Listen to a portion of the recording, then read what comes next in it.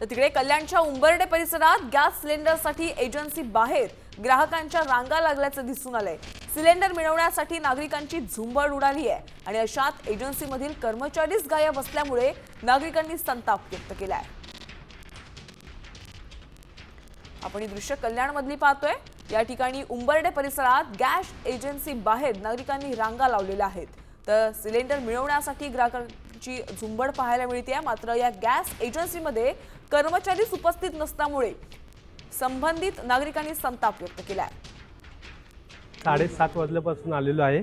इथं गॅसचं सकाळी सांगतात की 9 वाजता येईन, 10 वाजता येईन, 11 वाजता येईन, अजूनपर्यंतही सिलेंडर आलेला नाही आहे।